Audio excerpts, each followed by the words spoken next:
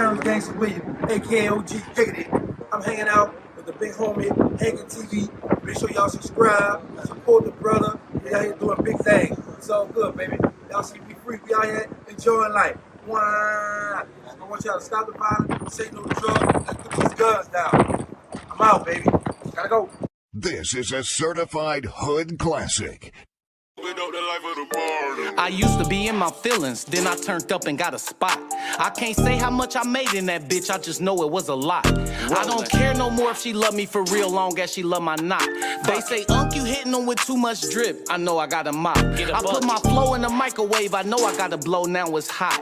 I was way too far ahead of my time, I had to slow down and stop. Before I pull up to the honeycomb, I got to go round the block. Looking in blind spots for any nigga think he on the low trying to plot. Go ahead. Y'all make sure y'all go subscribe to Hankin TV, man. You feel what I'm saying? That's my boy. He put dope content over there.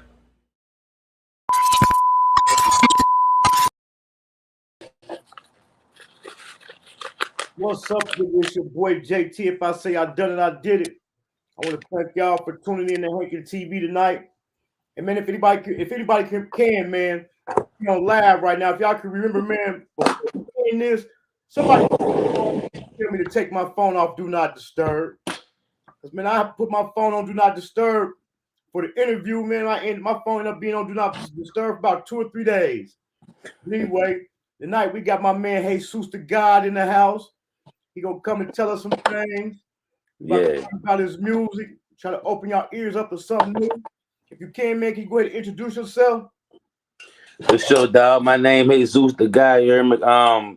Born and raised in New Orleans, but I'm living in Arizona right now. Okay, so you say you was born and raised in New Orleans. How was it? What part of New Orleans? I was born and raised in, I'm like all over, but I represent the 6th ward, but I was raised in the East. I done lived in the 6th ward, lived in the 7th ward. I lived across the river. I done been all over that bitch. So how was it growing up down there? I would say, for me, it wasn't, you know, people would say rough or whatever. It was childhood for us, man. It was fun for me. It was fun, you know. It just, I know it's different from a lot of different places. Just seeing what I seen, you know, how it went down and the areas I lived in, and where there was a grimy area, where we would move to the nice areas. It was all just, it was love for me. Right. So what was you in? Was you into sports? What was you doing growing up? Man, I ain't gonna lie. Like, I played football. But man, I was an outside boy, bro. I really was, you know, the outside kid. You know, I went through my getting jacked out the bikes, going jack niggas for their bikes. That's just kid, you know, pitch up tackle, fighting with these niggas from this side of town. Whoop, whoop. It was just, that's what childhood was like for us. Like, when we played, we took a street and walked all and went all the way down that bitch till we got lost. You know, that's how we was outside. We were just outside kids. Right, playing in the creeks, catching crawdads. See, we ain't had no creeks. We ain't had no crawdads. We gonna try to jack you out your bike. We gonna play football. See, I wasn't around no water like that. Now, if I was, when I stayed in the East, we had the levees. Nigga used to go on the levee. We used to ride our bikes on the levee, but we wouldn't really play in the water like that. We wouldn't fuck with the water. Right. Are them the actual levees that broke during the hurricane? Yeah. Yeah. Crazy. So what age was you when you moved from New Orleans? When I originally moved from New Orleans, dog, I was like, let me see. This was 2002. I had moved from New Orleans to California. That's what I did. I was like in my 10th grade year. I don't know really what my parents' reason, really what I felt like. I don't know if they felt like I was getting in trouble in the streets, or they just wanted to change. They was like, they wanted to move me away. They kept on wanting to get me away because they felt like me being around my family, it was trouble. Like, they didn't want me living that type of life or whatever. So they want to move to California. But then I doubled back and moved back to New Orleans. So I was back and forth going to high school in California, then New Orleans, California, New Orleans. But then my senior year, I went to Dayton, Ohio. Okay, Dayton, Ohio. Yeah. So how long? So how long was you in Cali though? I went to, let me see, half of my 10th grade year and then half of my 11th grade year. So like a year all together, but like 6 months one period, then 6 months another period. Okay, so what was the difference you see from New Orleans and Cali? See, that's the culture shock. That was the beginning of, oh Lord, the world is different from where I'm from. Like they don't live like that. They don't act. Them people was shocked from me too. They just looking at me. They was acting crazy. Like, oh shit, you got, because I come from New Orleans dressed in a certain way. They ain't know. They like, look at his clothes, look at his shoes, whoop de whoop. I'm like, yeah, this is a whole nother ball game, because you got Mexicans, you got white people. Really not no whole lot of, where I was at in Fresno, there wasn't no whole lot of black people. Like it was like the school I went to was like, them motherfuckers were like on some rich nigga shit. Like they was rich in that bitch. They was big dog and shit. Like, and it was a public school, but it was just predominant. My mama had moved out to a nice, well, we stayed in an apartment, but the school district was not. It just, all that bit was nice. I was like, yeah, I done moved up, dog. Right. I felt the same way when I went out to Cali a few years ago, man. It was just like there's a whole different scenery, different air and everything. Man. So when you moved to Cali, you ended up in Dayton, Ohio. So how did that go? That's because shit, when I first moved to Dayton, I'm gonna be honest with you, dog. Only reason, when I moved to Dayton, my mama had put me in the school called Stivers, and from when I went to Stivers, see, I was thinking, man, this shit some weird shit. Not, they had, little artsy kids, they singing and shit like that. But my little partners I met in there, I met my partner Q Stone, rest in peace. My dog died, man. He died a few years ago, like in 2000. I think 2012 was the year, man. That shit was devastating to me. Like, but when I met him, he from Residence Park. So he used to bring me to his neighborhood and used to show me. That's how I realized I got to see Dayton. I seen Residence Park. Then I seen then my little partners and them was from the Bass, so I was fucking with the Bass, and Dayton started reminding me of New Orleans. Once I started seeing that motherfucker for what it was, that motherfucker started reminding me of New Orleans. Right. So what was you getting into in Dayton? Was you still in the sports? Did you start music? Nah, I see the streets. Yeah, like, I've really mainly been fucking with the streets for the most part. Just fucking around, just doing my little thing in the street. Like I went to school with my little partners and them, but I moved away from Dayton. So I only went there. I was only in school. I moved to Dayton my high school year, and I graduated and I was gone. We was smoking weed and rapping and shit. We wasn't doing too much of nothing though. Not no major street activity, no shit like that. Let's selling the weed in here and there. So then when you left Dayton, where you end up at? When I left Dayton, when I left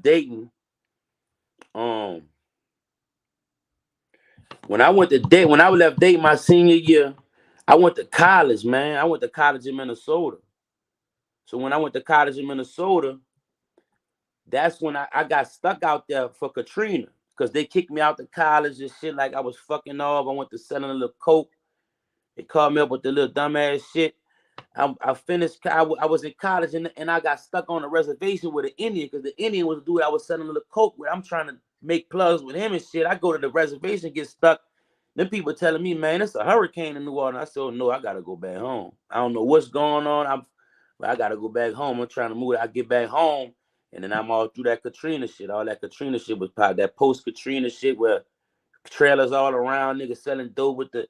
Yeah, I moved back to that, like, cause I'm trying to help my people out. My grandma lost her house. I'm trying to help her get her shit out of, shit everybody in lost shit. I'm trying to find everybody and gather my family back. I'm like, fuck all this Minnesota shit.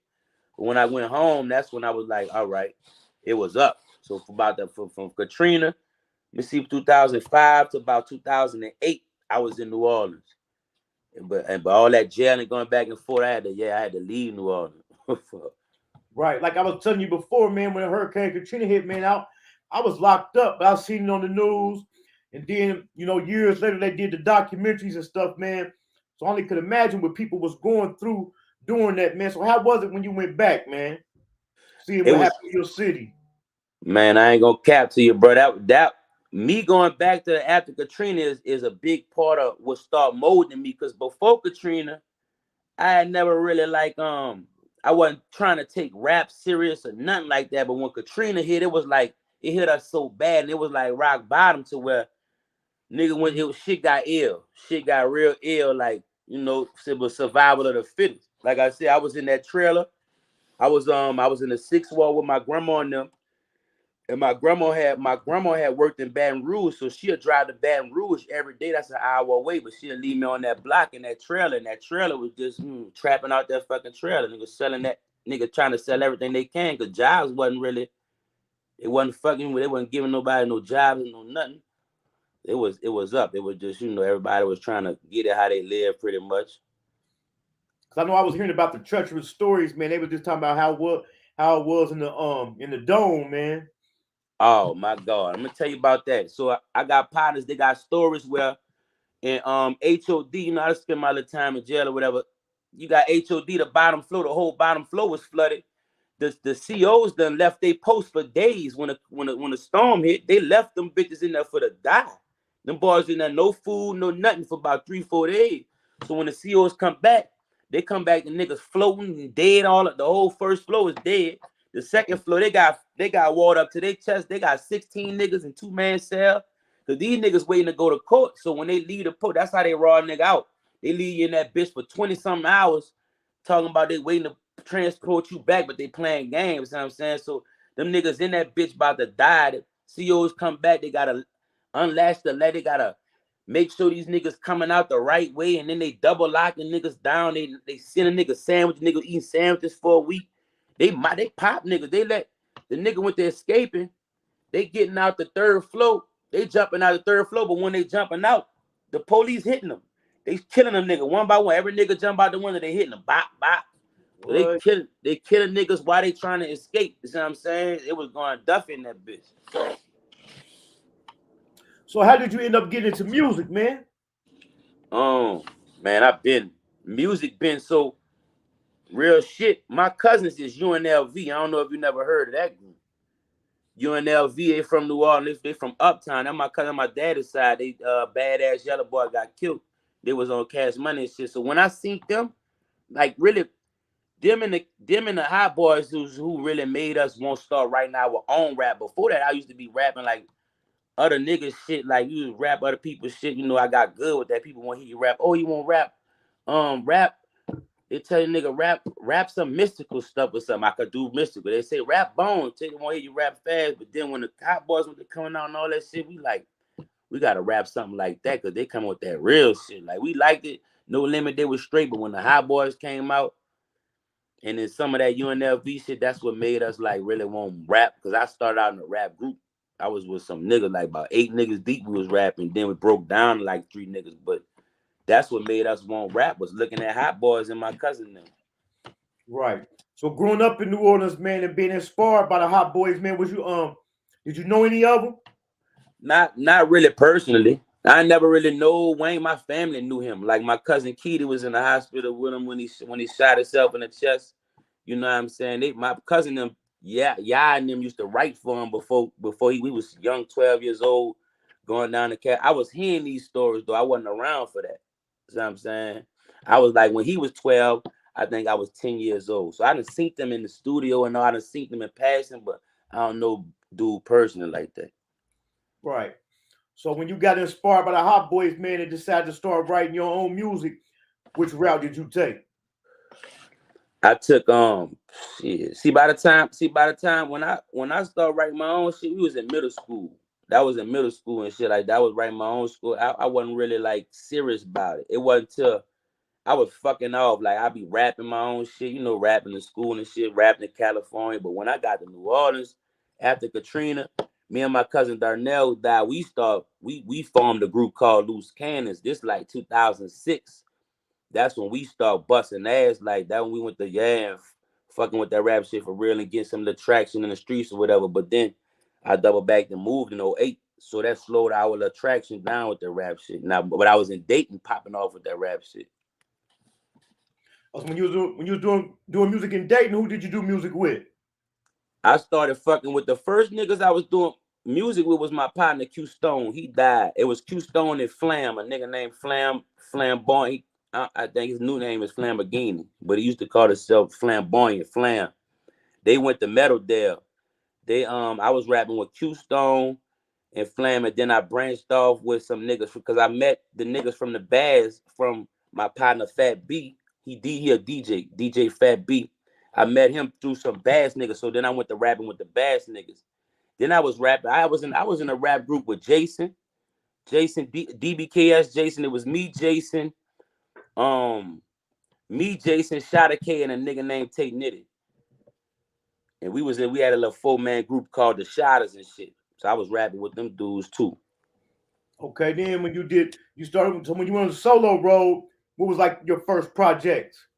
My first project, let me see. My first solo project, that was it. I ain't gonna lie. My first project, I dropped in Dayton, Ohio. That bit was in Dayton, Ohio. It was called One Decade Too Early, man. Shout out my nigga Coogee. Coogee be locked up, man. My nigga Coogee used to be telling me he used to be liking that shit, dog. Now Coogee out, man. Coogee out. Coogee out? Coogee out, man. Woo! He beat the body. Damn, boy, that's God. That's God, bro. I ain't know that shit. Yep. He been out for a couple weeks now. I've been trying to get him on the show, but we're gonna see what's happening. Yeah, that's what's up, dog. He was the one for that shit. I ain't gonna lie, bro. I like dude. I like bro. Right. So your music, man, you got like a feel-good vibe to your music. So besides the Hot Boys, who else was you inspired by? Man, I was inspired by shit. I could even say if you going back that far, I used to like who else I liked it back then? I liked the Outkast. What on they was on some different shit. I liked them. I liked it. Let me see. Man, I ain't gonna lie. DMX, I be leaving him out, man. DMX was a big old for all of us. All my cousin that we used to be rapping that boy shit like a motherfucker. Like I was a diehard DMX fan. I fucked with a little Jay-Z. I fucked with Jay-Z, but I fucked with Jadakiss.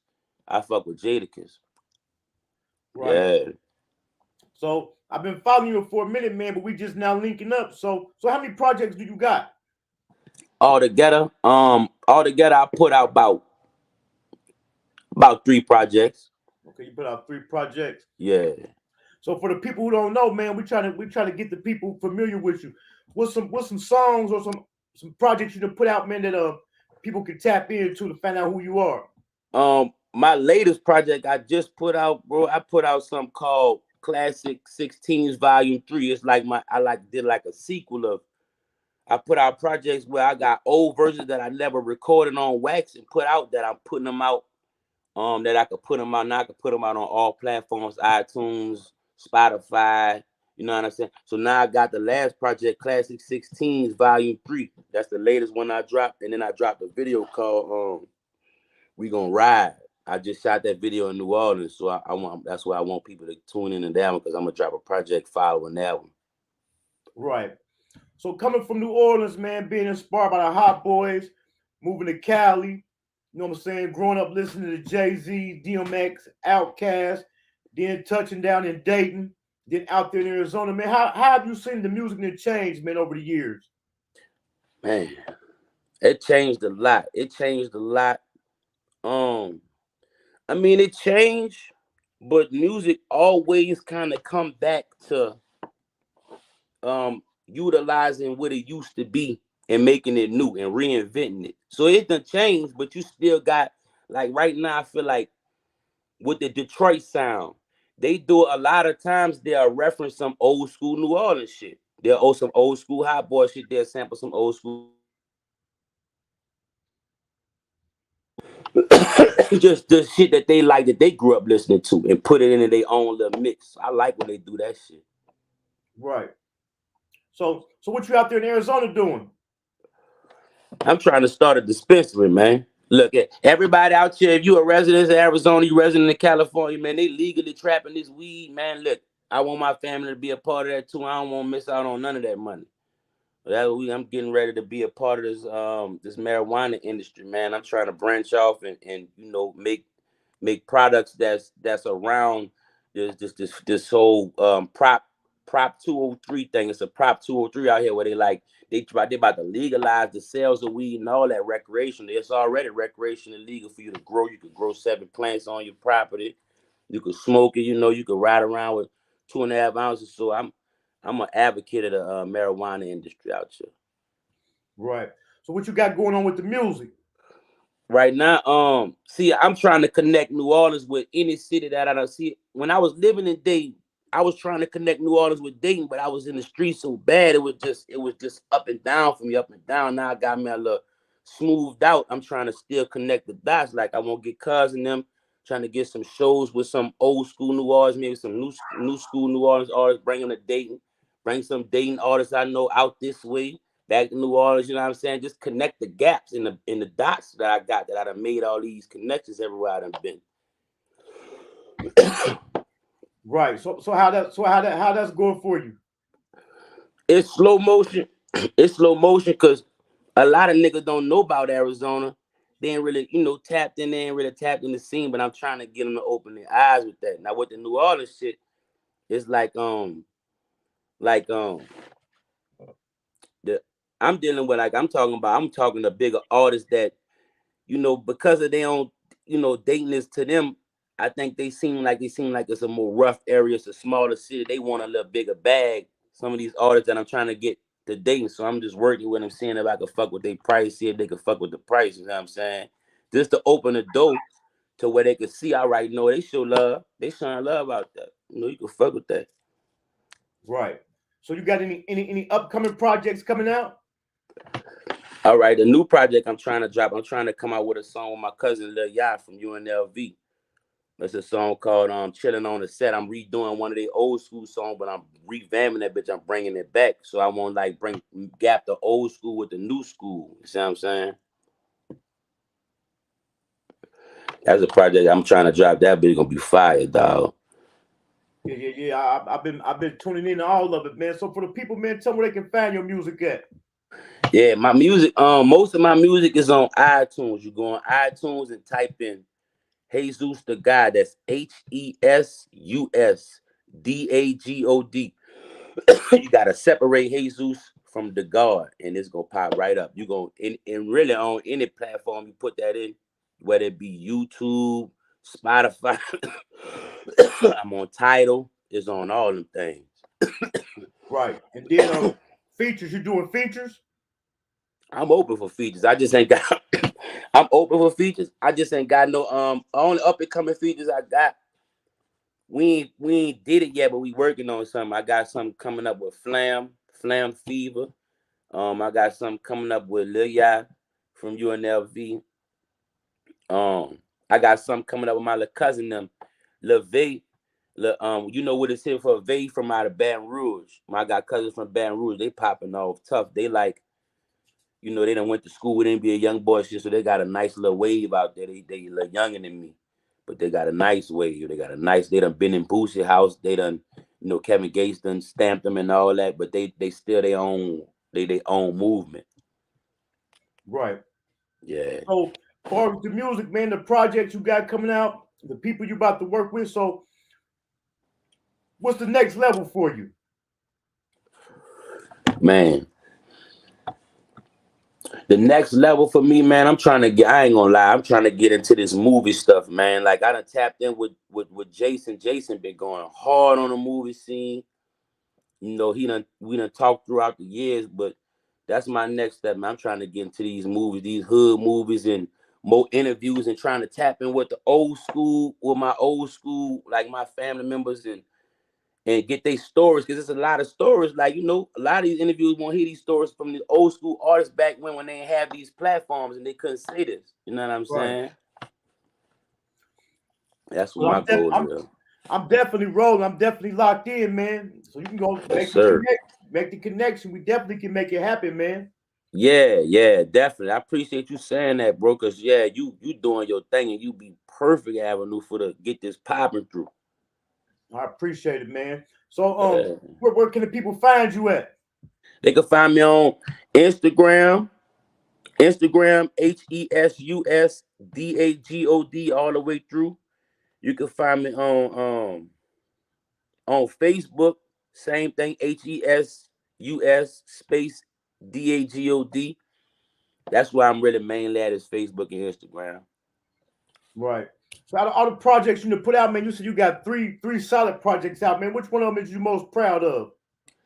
I think the most recent one, The most recent one, Classic 16 Volume 3, because I've been going back home. See, I feel like the real reason why I ain't pop off is because I ain't solidify myself in New Orleans with this rap shit. Like, we was running the streets so much, we never got a chance to understand the rap business. Then when I lost my cousin, that mental stage I went through for so long, I wasn't putting my shit out. So now I'm at the point where I'm, I done went through a lot of mental healing and shit. I'm ready to take this bitch on the business way, the right way, and I'm getting that traction the way I need, fucking with, reaching out to old school artists, reaching out that's still polished though. Like, I misdemeanor from Partners in Crime. I done tapped in with him, and he on my radar. Cuz been hollering at Juvenile and them. They doing the Juve Tuesdays a lot. I just need to go tap in, and once I tap in and get my shit, then I could do what I need to do and branch them back out with everybody else. Right. You feel me? So right now you independent. Yeah, I'm independent. So do you have plans on staying independent, or you trying to get, or you want to get signed? I'm gonna stay independent. I don't have an issue with being signed. It just gotta be the right type of deal. It gotta be the right type of deal where they not trying to rape me for my life. They ain't trying to take my royalties forever and take away, shit from my children and family, shit like that. Now, if the deal right, we gonna sign that. Right. Because you definitely be having some fire videos and some production. I seen the one video you did. I forgot the name of the song, but it was like a piano coming down or something. Damn. Or it might have been, somebody might have been outside playing the piano on the sidewalk. That was me playing the piano, yeah. Far right there, man. Yeah, you went back on me, dog. Yeah. Yeah, I've been tapped in, man. I've been tapped in. I'm telling you. Yeah, I appreciate you, brother. Yeah. That's the one. Like, I shot that video on the piano. We were just walking with the camera. We seen the piano. He said, "Oh, man, sit on that bitch and act like you playing the piano, because the song sound like it got piano." We do the video. I posted. The people who post the piano, put the piano right there. They're like a special group of people who put pianos everywhere throughout the different cities. They take these pianos and they ship them, and they'll bring them to San Francisco and just put them somewhere. And they was like, they was like, yeah, they put that bitch on their website. It was something big for them people. That's what got all them views. Right. So, man, being from New Orleans, man, I keep saying it, and being inspired by the Hot Boys, man. When BG come home, you think they gonna do a reunion? Yep. I ain't gonna sit and act like they ain't. I know they is. David been talking to BG and putting money on his book. Like, he josing them. He want them to come home, and they gonna do it right. They gonna do it right. Wayne down with it. Wayne with it. Juvie with it. They all with it. They all been in conversation about it. Right. Mm-hmm. I'm gonna ask you a question I asked, because for some reason I'm just tapped in with New Orleans heavy, man. So I'm gonna ask you a question, man. I ask a lot of people from New Orleans. What was the vibe like in New Orleans, man, when Cash Money, although we had No Limit came before them, but how was the vibe in New Orleans when Cash Money blew up the way they did, man? Cash Money was what we needed. I ain't gonna sit there and act like, all right, No Limit. Master P did his thing. But with Master P, he had a lot of California influence in what he was doing. So for us as a culture, we fuck with it, but not as much as when Hot Boys came out. They was dressing exactly how we was dressing. They was talking how we was talking. It was more closer to how the young New Orleans nigga was. It was more homegrown. It made us want to be like them dudes, man. Yeah, that's what's up. That's definitely what's up, man. We're gonna keep you on the radar, man. I'm gonna make sure I post the links to the YouTube and to the Apple Music in the description of the video. Appreciate you, brother. What was the name of the newest project you say you dropped this out? I just dropped a song. Oh, the newest project is called Classic 16s Volume 3. Okay, we definitely tapped in with that. And it's funny, man, that you brought Flame up, because I ain't gonna lie, man, I had forgot about him until you had brought him up. I supposed to been had him on the show. So after we finish, I'm definitely gonna reach out to him, man. Yeah, reach out to bro, because he been doing this thing with his hat right here. Yeah, I got one from him too. Yeah, he been doing this thing with the clothing line, with his rap shit and everything. Bro been doing this thing. Right. So what's up with what's going on with the weed? Is that just like in Arizona, or how do that work? Yeah, as far as the legalities of it, it's definitely Arizona, but it's transitioning. A lot of shit is coming in a lot of people's ballots in different states. So it's a fight, but it's coming around the corner. But I'm trying to get my brand and my strain popping right here in Arizona for Arizona and California, in a state that's legalizing it. If I get to that point, you know what I'm saying, that's more money involved, but you can get it that way. So long as it's legal in a place a person can get your strand. Definitely, yeah. It can put it in stores, yeah. What's the name? Tell the people the name of it. It's gonna be Holly Gras. Holly Gras. I got Holly Gras. I got Holly Gras 2.0. It's spelled like Hollywood, but Holly Gras like Mardi Gras. HOLLYGRAS. That's gonna be my strain. I'm coming soon. I just gotta get my packaging right. That's what's up, man. But man, make sure we stay tapped in, man. Yeah. Let me know when you got some upcoming stuff coming up, man. I'm gonna make sure I share it on the page and everything, man. I appreciate you, brother, on the real, dog. You already know, man. We got the Dayton connection, man. I didn't know you tapped in with the city. You hear me? Yeah, boy, I love that city. I'm telling you, that's my second home. Them niggas know. Telling you, I love all them niggas for real. I love them niggas. They grinding like where I'm from too, dog. That's what I was gonna ask you, but you already answered. I was gonna say, how did New Orleans and Dayton compare? You know what I'm saying? But you definitely answered. They both grimy. They definitely is. Nigga. When I moved to the Bass, they was calling that bitch to know you. They call that bitch to know you. So when you moved to Dayton, which neighborhood did you grow up in? I really was in originally when I first moved there and I was in high school, I think I was in my stepdaddy my stepdaddy was born and raised in Dayton. That's how I got the connection there. So his people was living in back there off of Route 4 at the bottom. Yeah, JT. Yeah. Okay. So but when I got my kids, my first son was born in the projects, in the DeSoto Bass project. That's what me and his mama lived there for. Between him and my daughter, we lived there for about 2 years and then another year. So yeah, I was in the Bass a lot. Okay. All right, man. One more time before we go, man. Tell the people the name of the latest project and where they can find it at. Latest project is Classic 16s. That motherfucker on everywhere. You could type in Hesus Da God, HESUSDAGOD. And on all platforms, the first project should pop up, Classic 16s Volume 3. That's what's up. That's what's up, man. I'm gonna stay tapped in with you, man. I'm gonna be hitting you up. I appreciate you, brother. All right, man. Thanks for coming through. Yes, sir. Yes, sir. You already know. What's up? That was my guy right there, Hesus Da God. Tap in, check him out, man. I've been tapped in with him for a few years, man. It's crazy, like how I have been tapped in with people for a few years, and now that I got my platform, it's finally starting to come together. So I want to thank everybody for tuning in for that. Thursday night, the 9th, this Thursday, I got another artist coming up, female this time for y'all, Super Stacks. And then next Thursday, I got another artist coming up from y'all from Tennessee, from Nashville. She from Nashville, G Girl 197. So be tapped in for that. And we doing our thing, man. If you ain't subscribed to the channel, man, go ahead and subscribe to the channel. Hit the like button, man. And share it, man. Share the video, man. Let everybody know what we're doing on Hankin TV, man. I want to thank everybody, man, for the support. For all the likes on the post, man. Just if you ain't follow me on all platforms at Hankin TV. I'm gonna see y'all Thursday night. I'm out.